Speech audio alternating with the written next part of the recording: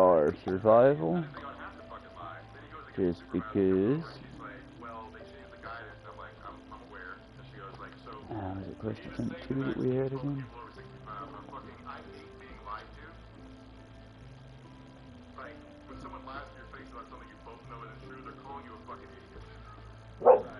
Alice, no barking. It's too damn early and you're too damn loud.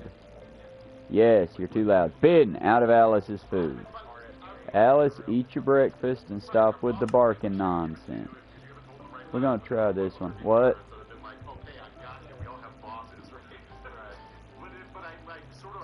Sorry, huh? Morning. Shifu, out of Alice's food.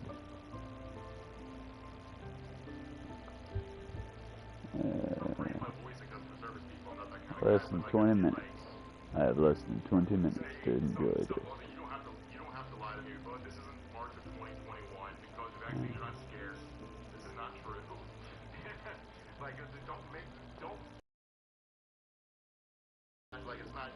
Don't do that to yourself was basically my fucking lecture I gave this lady. And then I go to storm off, my wife comes and grabs me, he's like, no, we still gotta get her flu shot done. I'm like, okay. But my wife was able to procure one from crap. Yeah, this is the one I want to say. But crap. Alright, it's the first one in the queue. Let's get the hyper realism off. Because while I like the realism on the one, I should never try to do these early morning streams. It just never works out for me. My life is too chaotic to do this impromptu. Alright, let's see. How do we edit?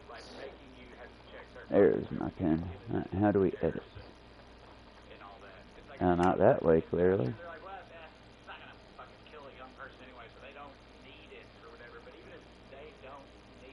There we go. Edit. Resources. Look at me, y'all, learning how to do my job. Clear the clarity.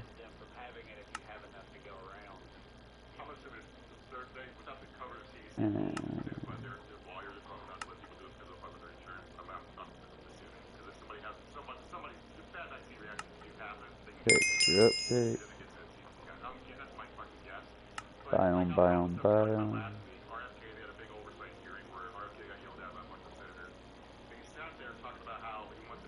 And honestly, we'll leave what we got. We don't have the prefab houses, but who needs prefab? Alright, here we go. Hopefully I fixed it. It'd be a shame if I bragged about how good and competent I am just to show how incompetent I am at it.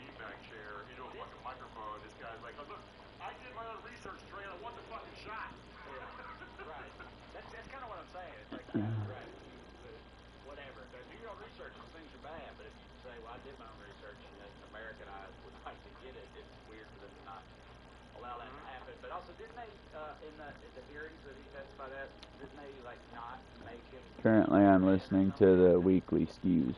And here's the big problem with the whole, well, vaccines aren't illegal now. No, they're not illegal. You're absolutely right. But in a country where all your medical care costs outrageous amounts of money, yeah, if the government does not recommend a treatment, your insurance company is not going to provide that treatment. I mean, I would say there's something to be said about the predatory nature of, like, chiropractic, considering that, again, y'all, just saying, if I try to sell you on, hey, come to my clinic and drink this delicious alkaline water, it'll fix what ails you, yep. And you come out to my clinic and you drink my alkaline water, yeah, I'll be making money and you'll be, I guess, feeling healthier. I can't imagine how this would actually help you, but I can still do that. I can't, however, I lost my train of thought on this one hard, y'all. My point is RFK is a goddamned idiot, and if you listen to him, he's going to get you killed. And I don't want you to die, chat. Ideally, I want you to stick around. maybe hit that like and subscribe, help the old friend out. The other thing that I'd like to report, sad and happy news, there have been lottery winners. There are 2 or 3 new billionaires in the world. And y'all, America's like broken, right? Because Americans as a whole, well, those of us addicted to gambling, as a whole, raised $1 billion and then just gave it to these 2 schmucks because they bought a ticket. And I'm not even saying that's like a bad thing. I'm just saying, like, when I was younger, my grandmother used to say, because I would always get on to her for the same thing, it'd be, but Grandma, don't you realize, and of course as an adult and foul mouth, dumbass, don't you realize that dollar you're putting to dream could be put into an account, and then you could have $1 rather than a dream that's going to be gone in a day? But I mean, fuck me, right? These dreamers might have played their entire lives, but they just made $1 billion. Some poor schmuck in Missouri and some poor schmuck in Kentucky. And I'll be honest with y'all, for like me and y'all, yeah, that'd be an amazing amount of money to receive. That would be life changing. You could genuinely make someone's life, so much better. I mean, with $1 billion, could you imagine that? Could you imagine a cause in your head? Palestine's a problem for you? Hell, throw $2 million at it, and now you have a Navy destroyer floating over to Palestine to rescue the people of Gaza. And if Israel tries to bomb it, well, it's a naval goddamn destroyer. Let them fucking try. They pretend to be the big boys in the Middle East, but let's be clear, the minute real American power slaps its dick on the table, Benjamin Netanyahu will pick up his skirt and walk away. Because at the end of the day, it's a very powerful state that bullies those around them. You know, the best thing to do to a bully, y'all? Just muscle next to him and go, hey, buddy, what's up? When you hurt this person, I'm going to break your hands.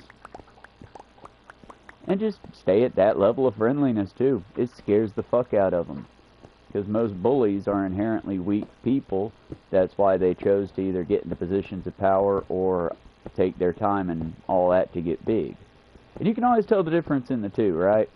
Like, if you see a happy big guy, like, he's just just happy as can be, and he's got, like, human heads for arms, me and that dude gonna get along great, because that's somebody who was like, you know what? You know what? I fucks with some Stan Lee. I want to look like the Incredible Hulk. And he or she went to the gym, and they dedicated time, years, sometimes, and now they look like the Incredible fucking Hulk, or She-Hulk, and that's fucking awesome for them. And I wish them all the best in the world with their badass muscles and their now dependence on working out and eating, because, yeah, y'all, that kind of show, that kind of games, it's like driving a sports car. You got to maintain those games. So, yeah, I feel good and bad for them. Y'all know who I feel bad for, though? The Joe Rogans, the angry one. Maybe not Joe Rogan, because that fucker's got more money than God. But, you know, the Joe Rogans of the workout community. Oh, I'm so masculine, I can't look happy about anything. The only emotion is anger, and I'm not emotional. That kind of shit, you know? The ones that get up and they look at their gym dues as a do. They're usually the bully and asshole types that I'll say, y'all, no matter how big the Hulk is, we all got the same kneecaps. I mean, one day the fight may come that I end up like Jim West in Wild Wild West, and I swing on a big motherfucker that's swinging on me, hit that knee, and I suddenly hear ding. At that point, I'm going to look up and just, well, today is indeed a good day to die. Because I got like 3 tricks, y'all. When it comes to fighting bullies, I got like 3 to 4 tricks. 1, come hard, come fast, and don't fucking stop pushing that envelope. Because the minute you stop pushing, the bully's going to push back but harder. Step 1. Step 2 is just that. I'm... Typically, when it comes to fighting a bully, you're not fighting out of an act of, like, sport. You're fighting because you've got no other option. At this point, they have left you no other recourse. So fight like that. Don't fight like, oh, we're going to be besties after this. Don't fight like, oh, I'm going to gain some respect from... No. If you've got to fight a bully, you're fighting an overwhelming evil force, and you need to put it down. That being said, y'all, let's keep fights to fists and elbows and knees and feet, not fucking guns. I feel like I really need to specify that, being an American. But yeah, it's just... mostly sportsmanship, y'all. I really wish that with this whole manosphere nonsense and with this whole crisis of masculinity, I really just want to bring y'all into the gym with me. Contact or weights, track and cardio, or fucking swimming. I mean, y'all, there's a whole world in sports competition that can be enjoyed and no one ever has to die. Wouldn't that be cool? I don't know, y'all. I try my best to make light of things. We got two or three new billionaires in the world, and I'm sorry, but I feel like the lottery curse is going to play out. I could be mistaken, but I've never heard of a good lottery story, if that makes sense. I hear about people making their dreams, and then I hear about, you know... Let's just say, as I have dealt with people with money before, believe it or not, in my youth, captains are rich people, for lack of a better term, because, y'all, you're serving and you're making around 190 when I left. And that was starting pay, because I typically keep myself at starting pay if I can, or because I suck at my jobs. Either way. I'm typically at starting pay, so Steel City Marine Transport at that time when I left was starting at around $190 a day. Sun comes up, $190 in your bank account, friend. But you also live on the boat kind of thing. You gotta have your head right or it will break you. Either way. I'm digressing so hard I'm losing the plot.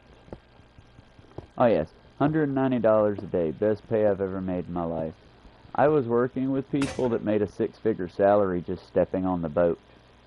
When they got off dock and got on the little shanty and the little boat, the little dinghy, and they always got the dinghy. They never got the paddle boat experience. I never saw them in a flat-bottom boat trying to fight those fucking waves. No. They always got the dinghy. They always came over with the groceries. Why the groceries? Because the groceries get babied.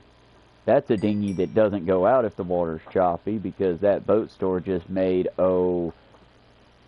Okay, take the store prices today, and you're going to have a good idea of what boat store prices were like back then. You're talking $30 for a 12... Well, that's an exaggeration. You're talking $20 for a 12-pack of Dr. Pepper. Now, you can get it for $10, but then you're not getting a name brand, you're getting whatever boat store runner grabbed when they ran into Sam's Club.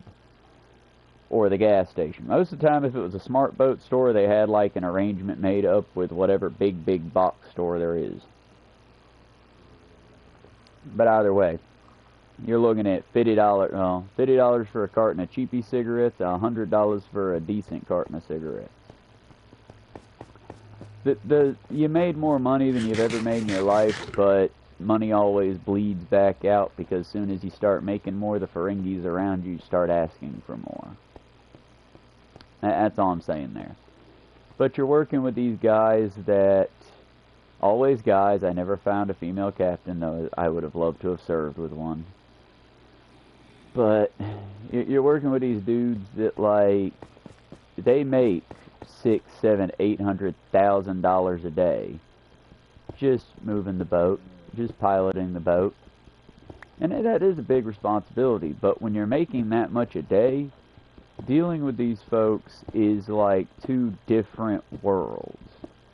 And like Captain Kyle would say, money doesn't make you a different person, better or worse. Money just lets us see what you would be like if you didn't give a fuck what anyone thought. And yeah, some people with money, rare people with money, but some people with money, they do the real, like, they do the Dolly Parton thing. hey, I'm going to feed my beast because, yeah, I want people to know whose name's on the tab of the thing that's being given to them. But at the same time, fuck it, give them the food, give them the shelter, give them the books. Because again, let's not pretend like Dolly Parton is some humble angel upon the earth. She's, in my opinion, the best capitalist we've got, and for once, I don't mean that with any salt or shade or heat on it. I respect Dolly Parton. She's the only capitalist so far I respect. But again, that's because, is she doing it for the love of helping people? No, if she was doing it that way, it wouldn't have to say Dolly Parton on everything that she does. There would not be a literal theme park with the coal miner's daughter's name on it, if it was just for the love of the poor. I mean, Mother Jones made it big without a co attached to her name. But at the same time, I'm not going to fault the little star for doing it because she could be a billionaire, y'all. She's old enough and wise enough. She could easily have been a billionaire. But instead, she put books in the hands of fucking poor children in the fucking Appalachian areas. So like I said, I respect her is all I'm saying. I do not respect any other billionaires or millionaires out there, including our dear lottery winners. So I am going to be curious if anyone, you know... I think if I gave my uncle $1 billion, he would OD. I think that, because 80,000 wasn't enough, apparently. I think $1 billion, he would OD and just be out of our hair forever. Shifu, if you want up on the couch, I'll let you up on the couch. If I put you on the couch and you jump back down immediately, I'm going to be frustrated. 5 minutes left. I got 5 minutes and I got to jump off of here and run 4 miles to get to work. You want up on the couch, Bubba? Alright, let's take a few minutes to do that. Just a second, y'all. Got me a little goober leaning up on his couch. Yes, I see you. You look so cute when you get excited. There you go.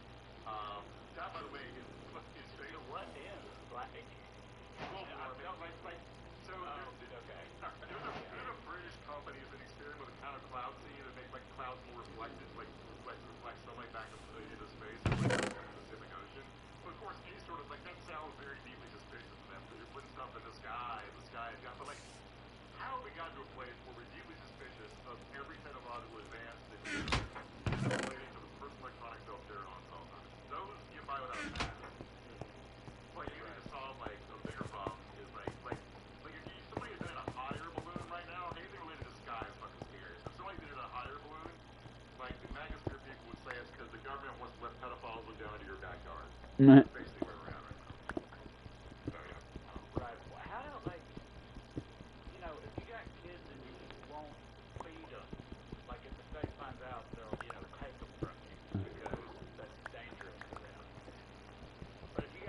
I think it's because hot take from a not parent, never gonna be a parent, but hot take, if Benny, you okay, Bubba?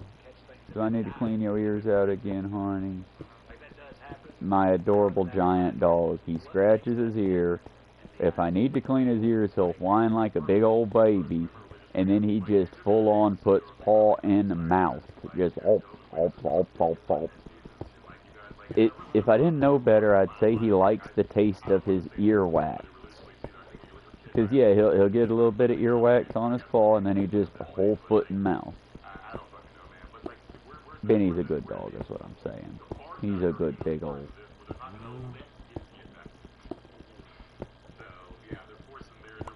But yeah, the big problem with a lot of parents, period, not to at parents really here, but kinda, your children are not you.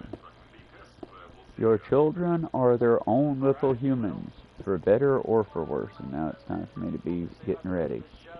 But for better or for worse, y'all. Your job's to guide them, to be their chadich, not to clone them. Either way, just my hot takes from the kitchen folk is what I guess I'll call it. Let's cut these stairs in so my dumb ass don't forget what we're doing.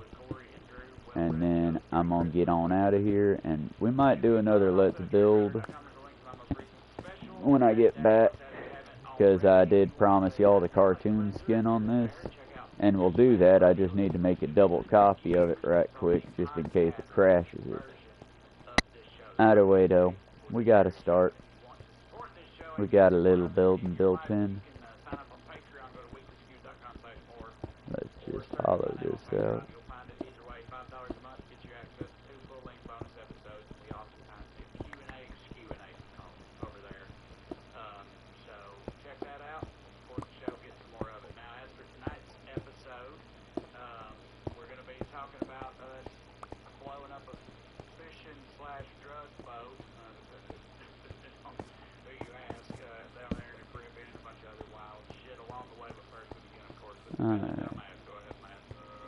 Y'all be good. I hope my new look is pretty cool. I think it looks pretty cool. I feel like the Immortal from Invincible, but not a dickbag about it. Alright, y'all. Be good. We'll see you next time. This game does not like me anymore. Y'all be good. We'll see you later. Bye for now.